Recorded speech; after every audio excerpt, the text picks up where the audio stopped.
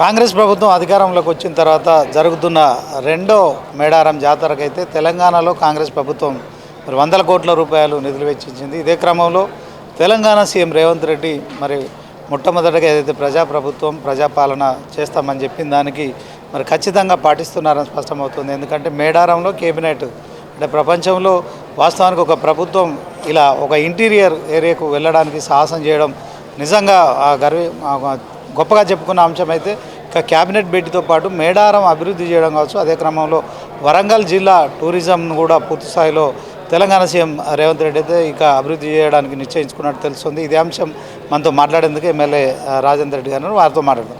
అన్న చెప్పండి, ఎట్లా చూస్తారు మొత్తానికి క్యాబినెట్ ఇట్లా మేడారంలో జరుగుతుంది ఎప్పుడన్నా అనుకున్నారా? సో ఇలా జరుగుతున్నందుకు మరి ఉమ్మడి జిల్లాకు సంబంధించిన ఎమ్మెల్యేగా మీరు ఎట్లా ఫీల్ అయ్యారు?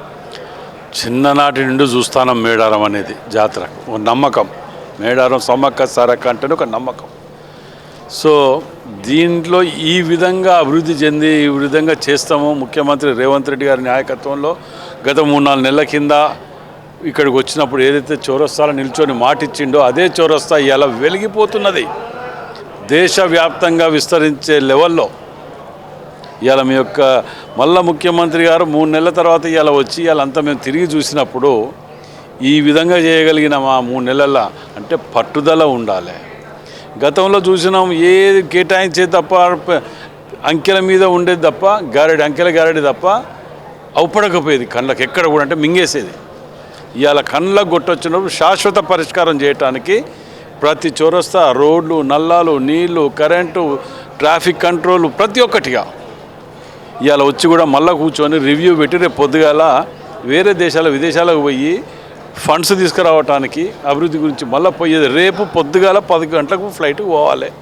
అట్లాంటిది ఇవాళ ఇక్కడ కూర్చొని విజిట్ చేసి ఇన్ని అభివృద్ధి కార్యక్రమాలు పాలు పంచుకొని ఇప్పుడు క్యాబినెట్ మీటింగ్ పెట్టుకొని పోవటం అంటే ఇంతకంటే అదృష్టం ఏం కావాలి? 20 ఏళ్ళు వెనుక పోయింది అనుకున్న వరంగల్ జిల్లా గత పాలకుల వలన 6 ముక్కలు చేసి నియోజకవర్గానికి జిల్లా అయింది అని పొందాలి. దానికి ఇంకేమో మేము శాస్త్రీయంగా చేసినాము, ఈ విధంగా చేసినాం అని నీతులు చెప్పటం ఎందుకు?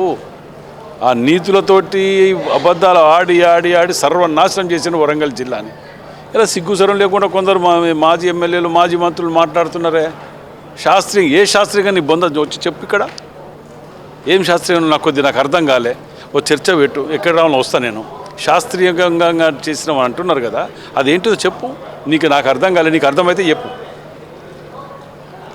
వరంగల్ జిల్లాలో కాంగ్రెస్ నాయకుల వద్ద వర్గ పోర్లు కొనసాగుతున్నాయన్న ప్రచారం కూడా జరుగుతుంది కదా, సో దీనికి సంబంధించింది చూడబ్బా. వర్గ పోరు అనుకుంటే పొరపాటు. అభిప్రాయ భేదాలు ఉంటాయి. అందరూ ఒకళ్ళ అభిప్రాయం ఉండాలని ఏముంటుందల్లా. మేము రేపు మేయర్ ఎలక్షన్స్ వస్తున్నాయి, కలిసికట్టుగా చేయమా? ఏదో వచ్చినా కలిసికట్టు చేసుకోమా? ఏం గట్టు పంచాయతా, పాలు పంచాయతా? మాకేం పంచాయతీలు ఉంటాయి? మేము కూర్చున్నప్పుడు కొన్ని నా అభిప్రాయం నాకుంటుంది. కాంగ్రెస్ పార్టీ గొప్పతనం అదే, ఎవరి అభిప్రాయాన్ని వారు ఓపెన్గా చెప్పగలుగుతాం. అది మా యొక్క కాంగ్రెస్ పార్టీ సంస్కృతి. అదే టీఆర్ఎస్లో, బీజేపీలో ఏముంటుంది? ఎన్ని జరిగినా మూతి నోరు మూసుకొని కూర్చోవాలి. అభిప్రాయాలు కూడా మేము దిగమింగుకొని చావాలి, ఆత్మాభిమానం చంపుకొని బతకాలి.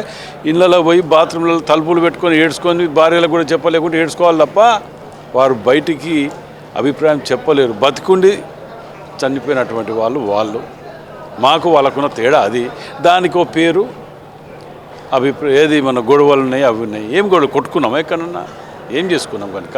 మేడారం కాంట్రాక్టుల విషయంలో కూడా ఇద్దరు మంత్రుల మధ్య, ఇన్ఛార్జి మంత్రి కావచ్చు, అలాగే జిల్లా మంత్రి మధ్య కూడా కొంత ఆ మధ్య కాలంలో జరిగిన ప్రచారం కావచ్చు, దాన్ని ఎట్లా ప్రచారాలు 1,00,000 జరుగుతాయి. ఇప్పుడు ఏమైనా మంత్రులు చెప్పినారా మీకు ఇట్లా జరిగిందని? ఏమైనా గొడవలున్నాయి, మా పాల పంపకాలకు తేడా వచ్చినాయనో లేకపోతే ఇంకేమైనా తేడా ఏమైనా చెప్పినరా?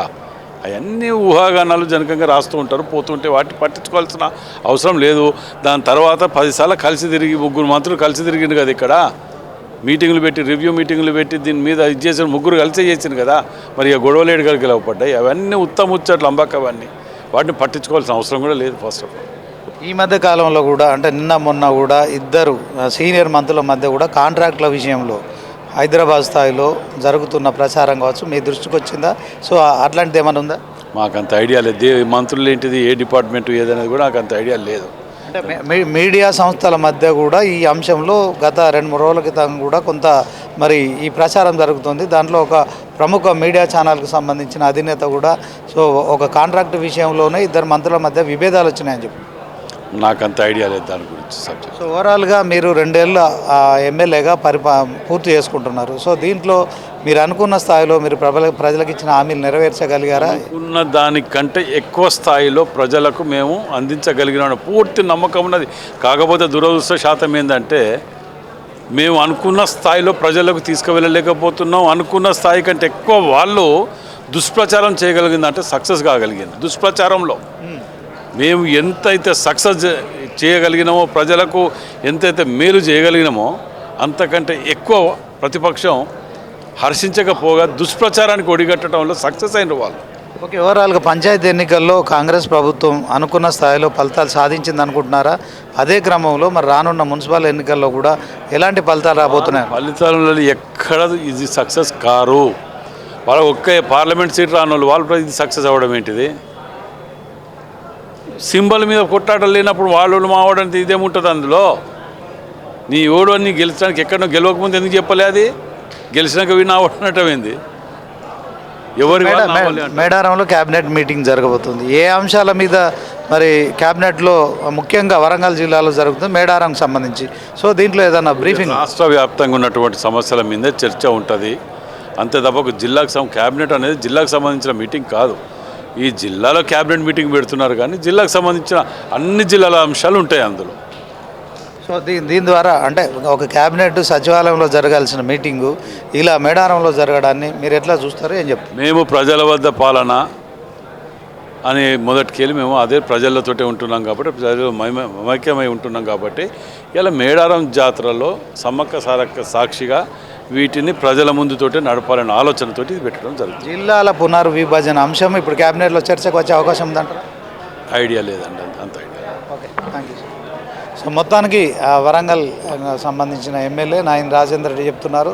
సో మొత్తం మేడారంలో ఈ యొక్క క్యాబినెట్ జరగడం అనేది ప్రజల వద్దకు పాలన కనుక సో రాష్ట్ర స్థాయి సమస్యల పట్ల మరి ఖచ్చితంగా చర్చ జరుగుతుంది. అదే క్రమంలో మరి ఈ యొక్క కాంగ్రెస్ లో ఎలాంటి వర్గ పోర్లు లేవు. వరంగల్లో మరి చిన్న చిన్న విభేదాలు ఉంటాయి తప్ప సో అంతకు మించి వేరే ఏం లేదు. అందరం కలిసి కట్టుగానే ఉన్నామనే అభిప్రాయాన్ని వ్యక్తం చేస్తున్నారు. కెమెరా పర్సన్ రాజుతో శ్రీనివాస్, 99 టీవీ, మేడారం నుంచి.